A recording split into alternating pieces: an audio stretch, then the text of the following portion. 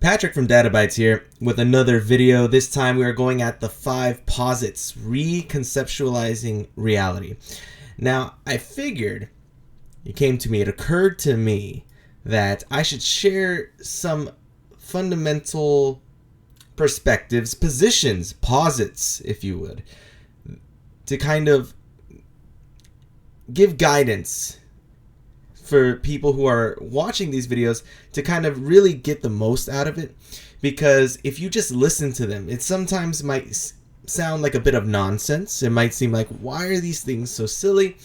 And I believe by taking a look at 5 core positions that go into my thinking that have been born from just continuous consumption of information across culture and time, that you will begin to reconceptualize what reality is, what our surroundings are, and open yourself up to seeing things in a new way and new possibilities being born from that.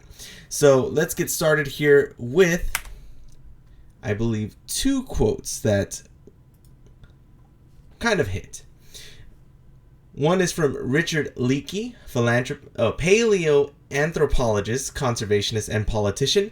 For 3 million years, we were hunter-gatherers, and it was through the evolutionary pressures of that way of life that a brain so adaptable and creative eventually emerged.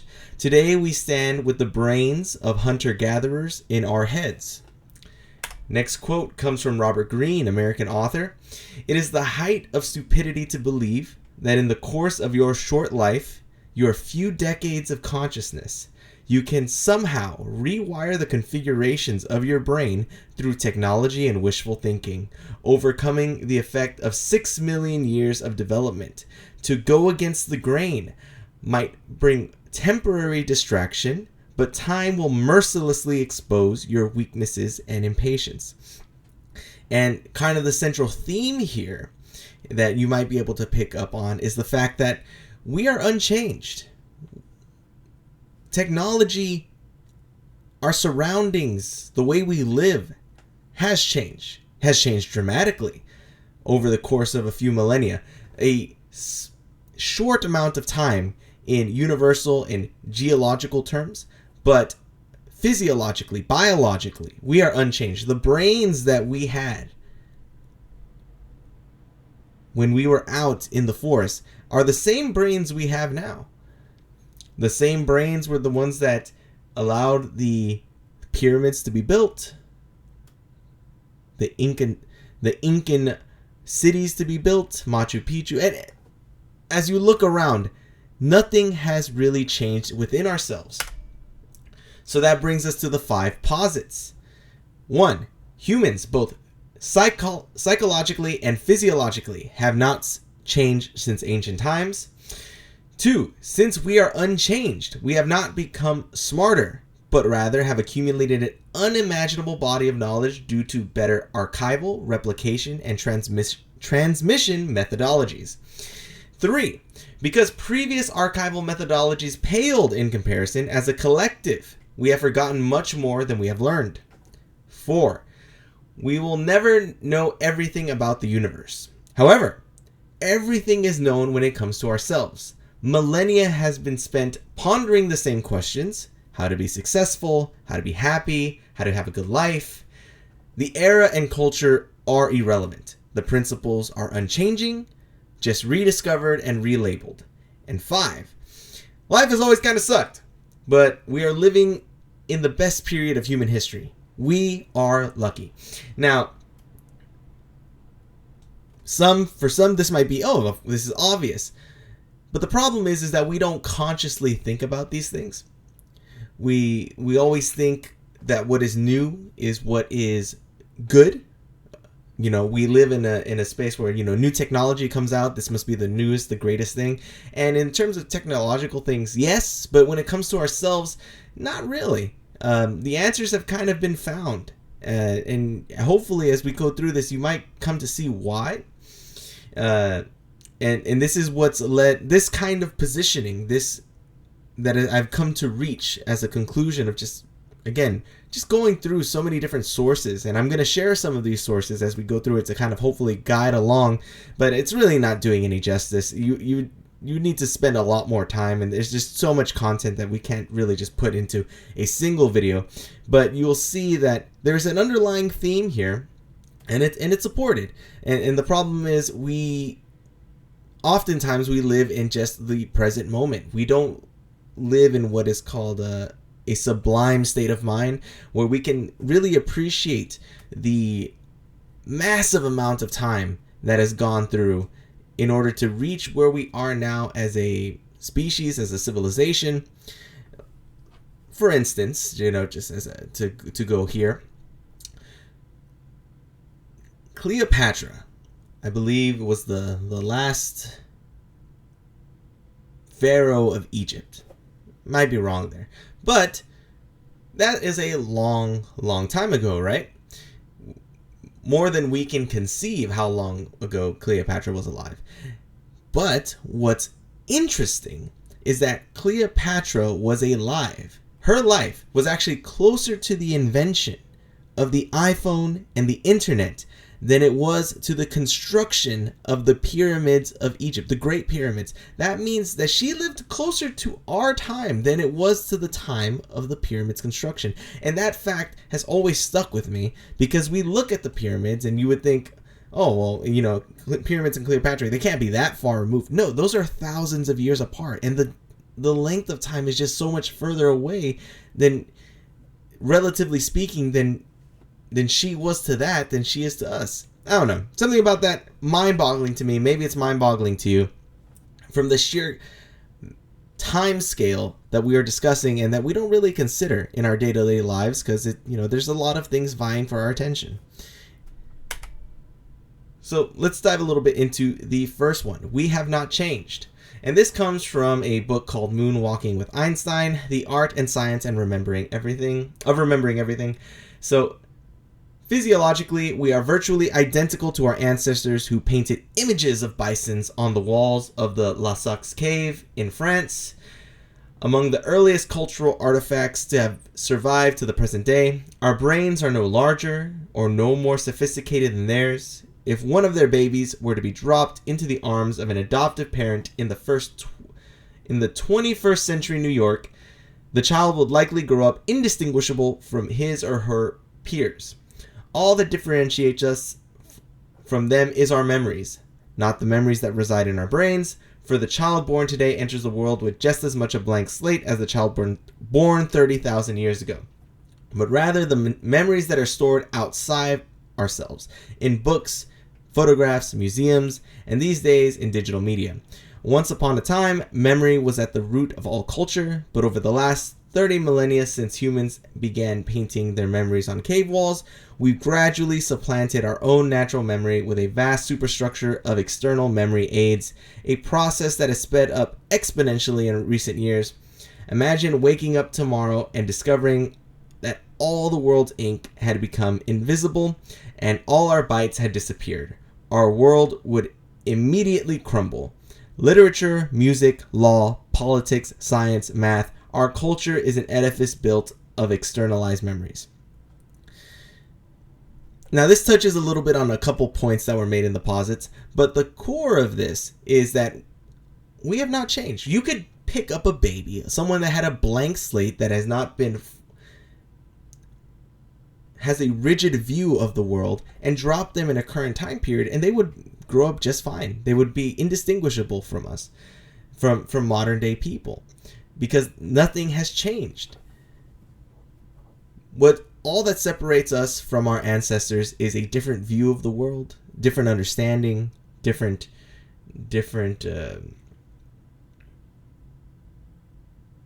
externalized pieces of knowledge that we absorb. The books are different. That's where that externalization comes from. We have the internet, the massive amount of communication that has, but at our core, we are not different.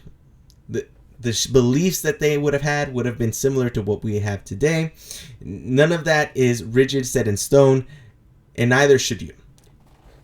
Because if we're capable of such drastic change, it is still possible just by being a blank slate. Number 2. Again, we are not smarter, we just know more. And this comes from Pragmatic Thinking and Learning, Refactor Your Wetware from Andy Hunt. But with the advent of the information age, that stopped being the case. It feels as though the pace of change is the fastest it has ever been. With new technology, new cultural norms, new legal challenges, and new societal problems coming at us fast, the majority of all scientific information is less than 15 years old. In some areas of science, the amount of available information doubles every 3 years. It's quite possible that the last person to know everything was British philosopher John Stuart Mill, who died in 1873. We have a lot to learn, and we have to keep learning as we go. There's just no way around that. Again, highlighting back to the fact that we are no different. We are not smarter.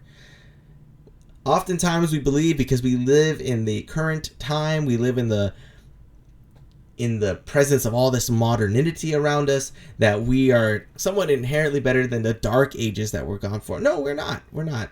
It's really not. It's been built over thousands of years, continuous understanding of the natural world around us, but it's not. It doesn't elevate us anymore in terms of capability. We are wired the same. We have the same potential. We always have. It's just methodologies have gotten better, built across millennia. 3, we have forgotten much more than we have learned. And here we have the pyramids of Giza, I don't know exactly what it is, maybe the Pantheon, in something in Rome, and we'll get to that, and I believe a Greek analog computer that was used for navigation. Now, why do I point these things out? One, I believe to this day, as of this recording, we do not know how the pyramids were built. We cannot figure out how the engineering mechanisms that they use to move the stones into the positions that they are. The analog computer on the right, no idea how the Greeks were able to advance their technology so far in order to create such a thing. And 3, which has always been something that's fascinating to me about the Romans, it's the concrete. Concrete, something so boring, is actually so fascinating. You would imagine it's boring, but it's actually exceedingly fascinating. Why? Because these structures, these Roman structures, have survived millennia, and it has plagued civil engineers. I believe that's the right field. Civil engineers, we're going to say that anyway. It's plagued civil engineers why we cannot make concrete that lasts nearly as long. Things break down a lot faster nowadays than do in the Roman times. And it wasn't, I believe, until maybe in 2024, maybe 2023, that a breakthrough was finally discovered in understanding how the Romans made their concrete. Think about that.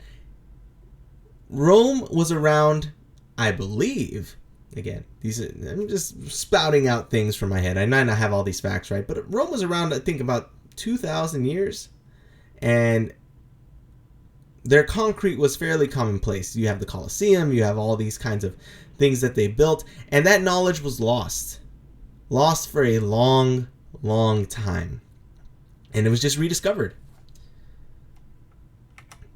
And the flip coin to this, about forgetting, is that we tend to destroy and start over. This photo here is a depiction of the burning of the Library of Alexandria. So back in the era of Alexander the Great, he wanted to learn it all. So he constructed the largest library of ever seen, I think, even since. And it was called the Library of Alexandria. Unfortunately, it was burned, and the books that resided in that library were lost. Think about that. Really think about that. The largest library at a time when the only way to record things were books. Again, this comes back to our archival methodologies. Nowadays, we have endless replication, endless ease of transmission of information. Things are no longer geographically locked.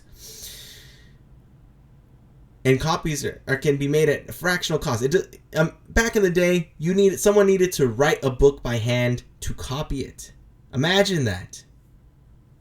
There would be no scale. And so something of this many collected pieces of work, of history, of philosophy, of things that, again, the questions that have always been pondered. How do you have a good life? And especially at a time when life was a lot more difficult, as we will really get into. But that is just gone in a moment. Fire just destroys it all. And so our ability to build has resulted in an exponential increase, kind of going back to what the pragmatic programmers, pragmatic thinking and learning was talking about. We have a much higher rate of compounding our knowledge. We're able to communicate with people across the world, regardless of location, thanks to the internet, and share ideas. We are able to validate ideas a lot quicker. Things have just moved. Our ability to not have to start over again is really powerful. And it's been a big game changer in how quickly things have progressed. Who knows if there will be another great fire? Again, we have this kind of tendency to destroy, and then eventually it will see where we go from there. It reminds me of a quote. I can't remember who said it, where it's, "I don't know how World War III will be fought, but World War IV will be fought with sticks and stones." Why? Because we have destroyed ourselves to the point where we again have to start over. It's all gone. It's a little bit pessimistic to look at, but it's part of our design.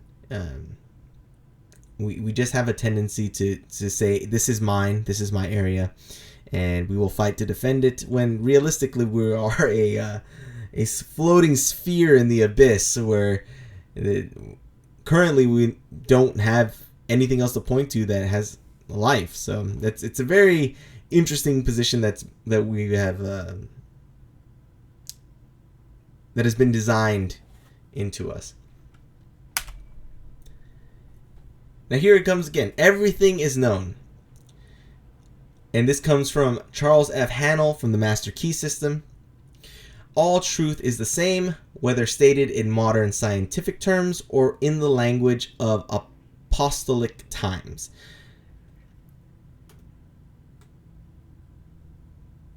There is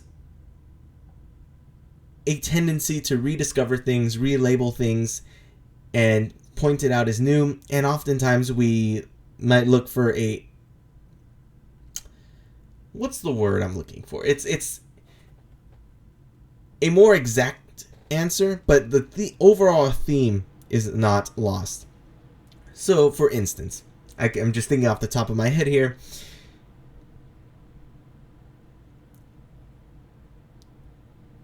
There is a quote in ancient, I don't say ancient, but in text past, where there's this idea that whatever you think clouds itself or manifests itself in the physical world.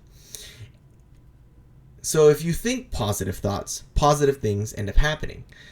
If you think negative thoughts, negative things end up happening.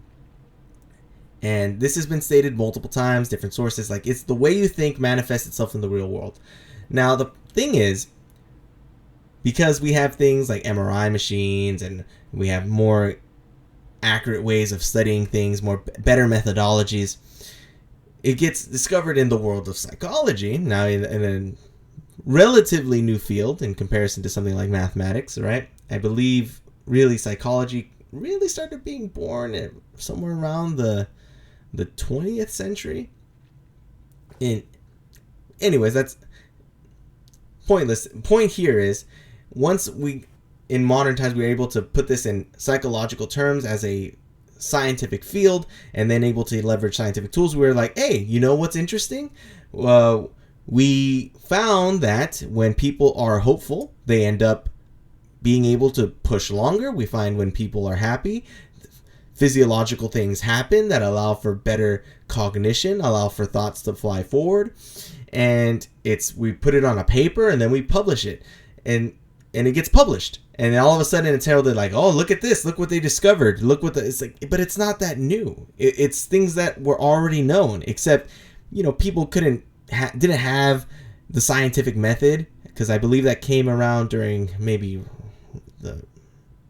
around the Renaissance. Again, I could be wrong. But the point was that they didn't have these kinds of things. They didn't have a scientific methodology. They didn't have machines, and they didn't have the thought to answer these questions in a way that is systematic and accepted by society at large by following the same methodology. It was just like people were like, hey, look, there's a pattern here. If you think good things happen. I don't know why, but the truth was still the same. And that's kind of where I'm getting at. It's that people know, because we've had a lot of time to learn ourselves. We've had, again, people have had the same mind, are able to observe and able to understand things the same way that we do as about 30,000 years ago. But the problem is they did not know enough to really contextualize it in a way that we would understand today. It's a lot more vague in the sense of, hey, just think good things and good things will happen. So when you hear that in the context of modern times, it sounds like wishy-washy. Like, what do you mean? I just have to think positive things and positive things will happen. And then you start seeing the memes, right, of manifesting. Oh, I'm manifesting. And it's taken to the ridiculous extreme where it's like, oh, it's like, no. There's real sense in this. And there's a real way, there's auto-suggestion to way to make you believe and rewire yourself in order to be better and to change your life in a positive way. So here are some quotes from different time periods. Here we have Louis Annaeus Seneca, and this is from the book Seneca's Letters from a Stoic. He was a Roman philosopher, if you have never heard, from the Stoic branch philosophy. And he lived around 60... Well, no, he didn't live around this, but the letters that he wrote, and these letters were written to a friend of his named Lucilius, were written around 63 to 65 AD. And he said, leisure without study is death. It is the tomb for the living man. Then we move over to Kenko, and the work, the Essays in Idleness, and there was another one in tandem here called the Hojoki, and this was written in Japan. This was written around 1330 AD to 1332. If you wish to be better than others, you should aim to excel them through study. By pursuing truth, you will learn not to take pride in your virtues or compete with others. It takes the strength conferred by study to enable you to relinquish high office and to turn your back on gain. And then we move more to a modern context, which is Robert Greene's Mastery, which came out in 2012. You possess an inner force that seeks to guide you towards your life's task, what you are meant to accomplish in the time you have to live. The first move towards mastery is always inward, learning who you really are and reconnecting with that innate force. Knowing it with clarity, you will find your way to the proper career path and everything else will fall into place.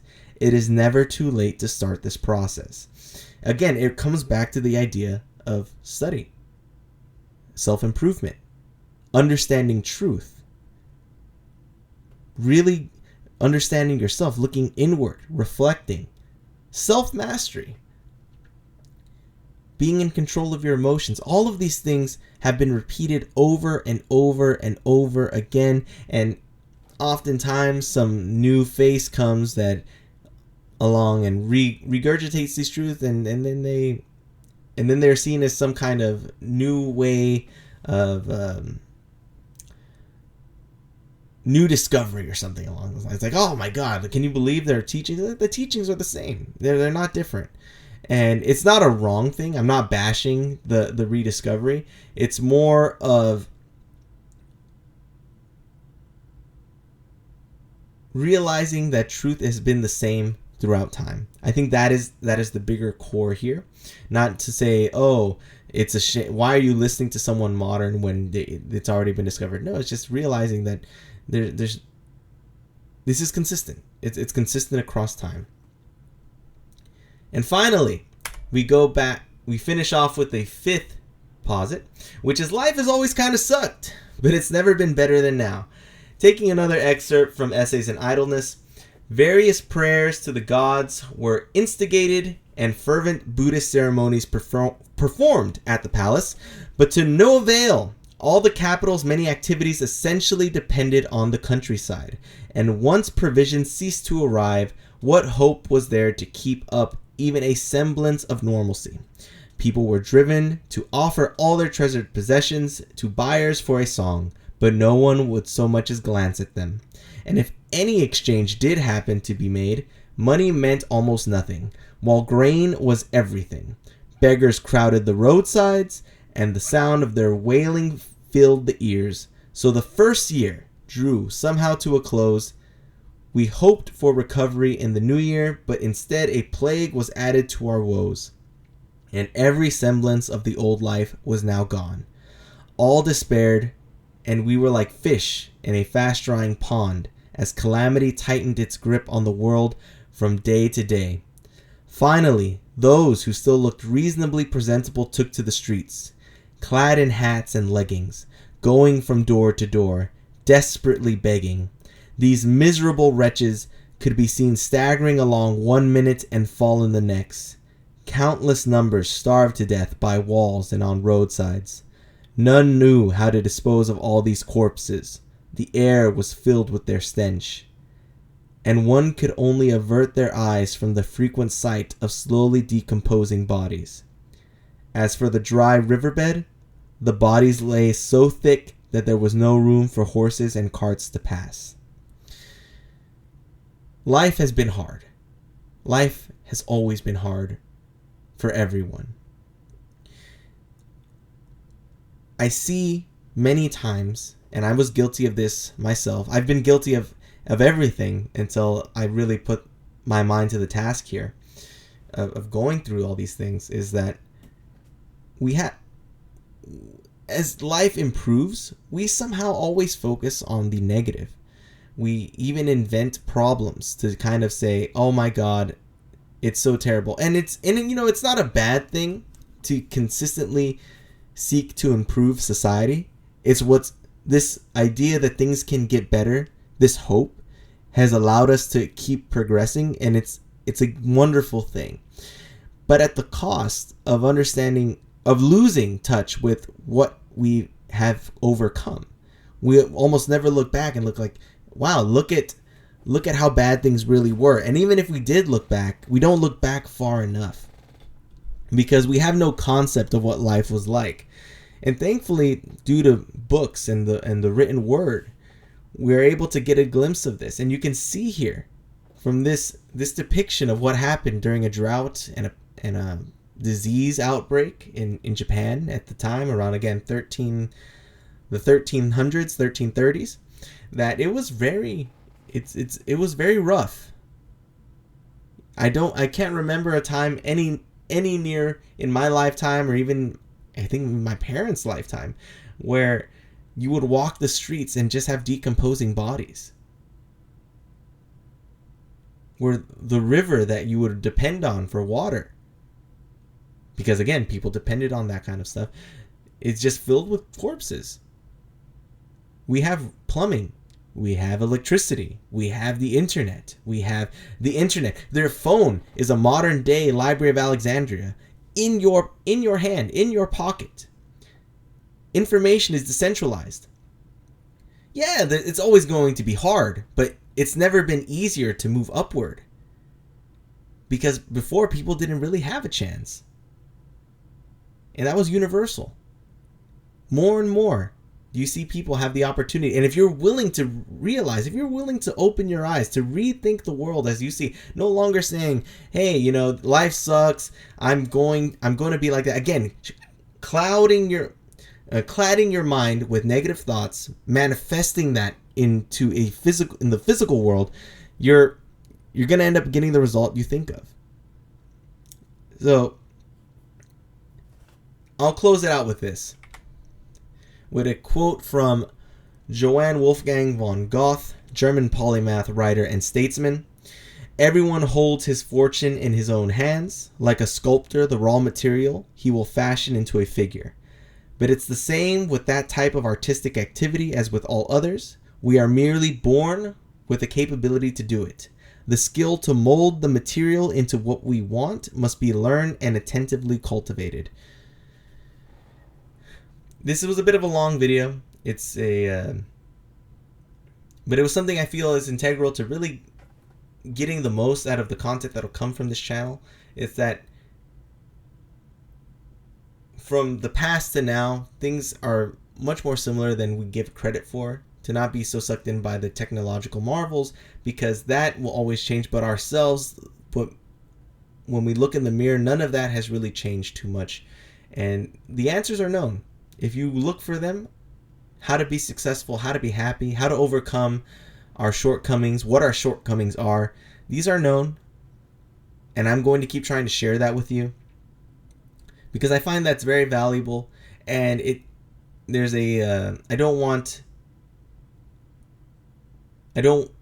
anyone who masquerades these things as secrets, they're not secrets.